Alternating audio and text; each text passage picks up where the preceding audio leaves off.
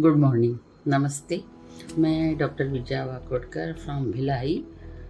I am doing my infertility practice since very long, more than 35 years, and mostly I am doing IVF.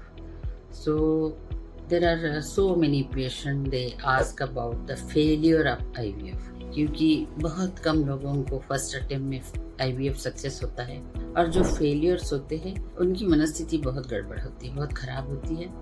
जगह जगह जाके दूसरे centre में जाके उन लोग ट्राई करते हैं, और फिर भी अगर उनको सक्सेस नहीं होता है तो बहुत निराश हो जाते हैं। तो ऐसे बहुत सारे पेशेंट का ये सवाल होता है मेरे पास आके, being a senior most IVF specialist here, कहीं ना कहीं से कोई एक पेशेंट तो आ ही जाता है कि ओपिनियन लेने के लिए कि मैडम ऐसा क्या है, ऐसी क्या चीज़ें हैं जो हमारा IVF फेल हो रहा है, हमको सक्सेस नहीं मिल रहा है, हमने बहुत बार ट्राई किया, हमको सक्सेस नहीं मिल रहा है। तो आज मैं बताना चाहूँगी कि क्या क्या फैक्टर्स होते हैं IVF की सक्सेस होने के लिए।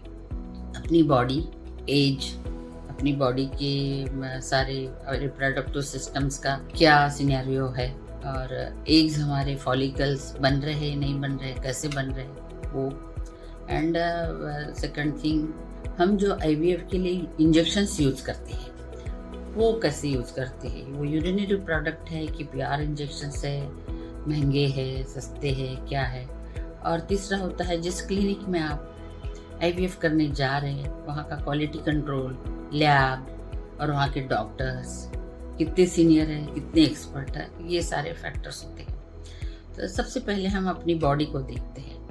जनरली क्या होता है, IVF करने के लिए कोई एकदम यंग एज में आता नहीं है, क्योंकि नेचुरली आजकल शादियाँ लेट होती है, और उसके बाद 2-4 साल वो ट्राई करते हैं अपना, और जब नहीं होता है तब वो फिर धीरे धीरे इन्वेस्टिगेट करना, ये करना। बाय द टाइम उनकी एज, मैक्सिमम लोग जो IVF कराने आते हैं वो मोर देन 35 ही रहते हैं, क्योंकि बहुत सारा उनका जो सेटिंग होता है आफ्टर मैरिज, ये करना है, वो करना है, वो सब होने के बाद उनको फिर लगता है कि नहीं, एक बेबी भी होना चाहिए, तब भी आते हैं। तो तुम्हारा बॉडी का मेटाबॉलिज्म अच्छा चाहिए, मेटाबॉलिज्म अच्छा रहेगा तो सारी बॉडी के सिस्टम अच्छी रहती है। रिप्रोडक्टिव सिस्टम को देखने के लिए हमको 3-4 चीज़ें देखनी होती हैं। एक तो आपकी एज क्या है, एज अगर ज़्यादा है तो कितने भी अच्छे इंजेक्शंस दो, एक का क्वालिटी उतना अच्छा मिलता नहीं है। दूसरी बात, आपके पहले लैबोरेटरी सारे टेस्ट करने चाहिए, रूटीन टेस्ट सब करने चाहिए, to exclude diabetes, thyroid and other problems, routine check हो गया। एंड हार्मोन्स एनालिसिस करना चाहिए। हार्मोन्स एनालिसिस में आपका AMH बहुत अच्छा होना चाहिए। AMH हमको इंडिकेट करता है कि आपके बॉडी में अभी ओवरीज में कितने एग्स बचे हैं और उनका क्वालिटी क्या रहेगा। तो AMH is very important.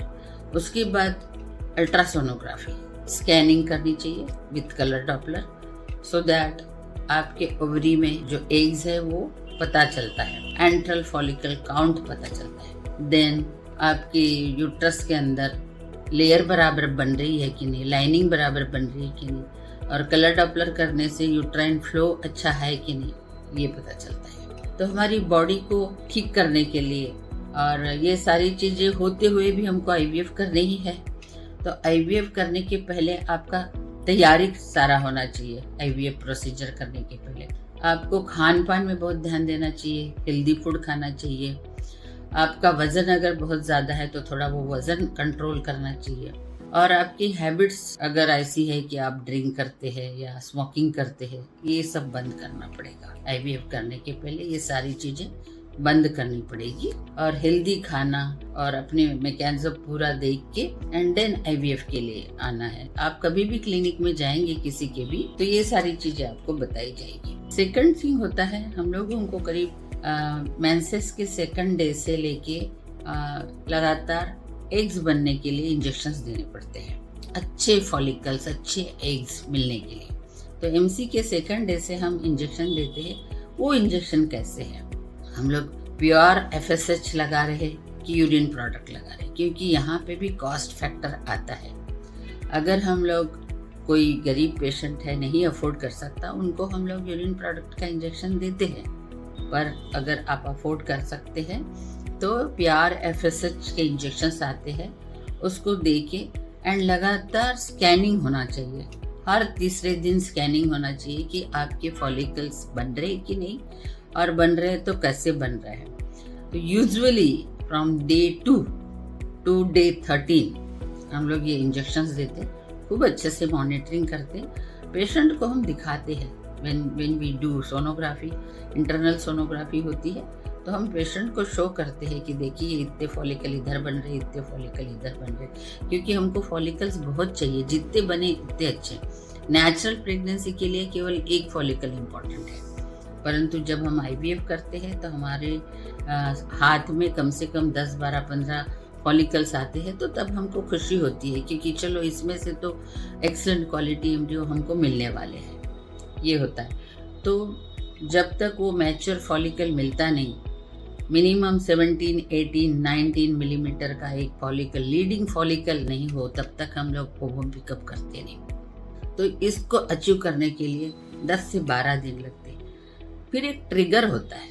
Trigger यानी या तो HCG लगाते हैं या तो ओविट्रिल। ओविट्रिल इज अ प्यार, अगेन थोड़ा सा महंगा है बट वो ज़रूरी है। तो ओविट्रिल इंजेक्शन लगाने के 36 आवर्स के बाद हम फॉलिकल निकालते हैं, ओवम पिकअप करते हैं, एंड देन हमको पता चलता है कि कितने फॉलिकल्स निकले हैं और कितने ग्रेड के हैं, M2 कितने हैं, M1 कितने हैं एंड GV कितने हैं। M2 अगर ज़्यादा मिलते हैं तो डेफिनेटली हमको एम्ब्रियोज बहुत अच्छे मिलेंगे, ये पक्की बात है। उसी दिन हस्बैंड का स्पर्म भी हम कलेक्ट करते हैं एंड एम्ब्रियोलॉजिस्ट अपना काम लैब में शुरू करते हैं। उसके बाद फर्टिलाइजेशन करने के बाद या चाहे IVF करेंगे, ICSI करेंगे, और वो इंक्यूबेटर में उसको 3 दिन एटलीस्ट डेवलप करने के लिए रखते हैं। यूजुअली हम डे 3 या डे 4 को ट्रांसफ़र करते हैं। एंड किसी पेशेंट का बहुत फेल्योर है, बहुत ज़्यादा उसको तकलीफ है कि नहीं मेरा ब्लास्टोसिस्ट ही कर दीजिए, तो डे 5 तक भी हम एम्ब्रियोज को डेवलप करते हैं एंड देन उनको इम्प्लांट करते हैं। आजकल फ्रोजन एम्ब्रियो ट्रांसफ़र करने की नई पद्धति and it is very good, उसमें हमको ज़्यादा सक्सेस मिलता है। फ्रोजन एम्ब्रियो, इसमें फंडा यही है, फंडामेंटल फ़र्क यही है कि जैसे हम पहली वाले साइकिल में एम्ब्रियो ये फॉलिकल्स भी बना रहे हैं और लाइनिंग भी बना रहे हैं, तो हमारा मेन उद्देश्य होता है जितने फॉलिकल बने उतने अच्छा। उस प्रक्रिया में कभी कभी यूट्रस की लाइनिंग आगे पीछे हो जाती है, वो जो उसकी एंडोमेट्रियल लेयर होती है कभी थोड़ा आगे चले जाती है या पीछे रह जाती है, तो उसके कारण फ्रेश एम्ब्रियो ट्रांसफर में कभी कभी तकलीफ होती है, सक्सेस नहीं मिलता। उसकी वजह से हम एम्ब्रियोज फ्रीज करके रख देते हैं एंड नेक्स्ट साइकिल में ओनली यूट्रस की लाइनिंग बनाना शुरू करते हैं। तो वो जब तक हमको यूट्रस की लाइनिंग अच्छी नहीं मिलेगी तब तक हम लोग एम्ब्रियो ट्रांसफ़र नहीं करेंगे। तो ये हमारे हाथ में होता है और अच्छा होता है वो प्रोसीजर। अब ये हुआ इंजेक्शंस और इसका। Third thing is laboratory. Laboratory का एनवायरनमेंट कैसा है और लेबोरेटरी का एनवायरनमेंट मेंटेनेंस हो रहा है कि नहीं, क्योंकि maintaining the optimum condition with the IVF lab including humidity, air quality, temperature, incubator का temperature, humidity and air quality बराबर चेक करना होता है, बार बार चेक करना होता है। It is very essential for embryo का वायबिलिटी। अगर हमने जैसे कि आज केस किया और 15 दिन हमने केस ही नहीं किया तो नहीं चलेगा। ये तो लगातार केस करने से डेली हम चेक करते हैं और उसका ह्यूमिडिटी, एयर क्वालिटी सब कुछ चेक डेली होता है। दूसरा उसका मॉनिटरिंग करना पड़ता है, monitoring of controlling the factors like VOCs। VOCs means volatile organic compounds to get better IVF results. इसको भी हमको चेक कर, इंस्ट्रूमेंट्स आते हैं उससे हम ये चेक करते हैं। रेगुलर कैलिब्रेशन करना चाहिए, रेगुलर उसका मेंटेनेंस करना चाहिए। Incubator, microscope and other devices like syringes, petri dishes, test tubes, या न्यूट्रिएंट्स, उसके मीडिया, कल्चर मीडिया, ये सब हमको बरोबर देखना चाहिए। जब इंक्यूबेटर बहुत बढ़िया चल रहा है, फर्टिलाइजेशन अच्छा दे रहा है, तो एम्ब्रियो बनने को कोई नहीं रोक सकता। डेफिनेटली अच्छे एम्ब्रियो बनेंगे, एंड ज़्यादा बनेंगे तो कुछ फ्रीज करके रखेंगे और कुछ हम ट्रांसफर करेंगे। तो that all assessing the quality of consumable like culture media, syringes, gloves and other things, ये लैब में होना चाहिए। लैब में जहाँ एम्ब्रियोलॉजिस्ट बैठते हैं वहाँ पे भी होना चाहिए, और लैब के आजू बाजू अगर बरांडा है, कोई स्पेस है, वहाँ पे भी ये सारी चीज़ें चेक होनी चाहिए। वोलाटाइल ऑर्गेनिज्म कुछ है क्या, और वहाँ एकदम प्योर होना चाहिए। वो अपने को बहुत ही ज़रूरी है, क्योंकि इसके लिए हम एक इंजीनियर को बुलाते हैं जो IVF लैब के बारे में जानते हैं, उनको बुलाते हैं।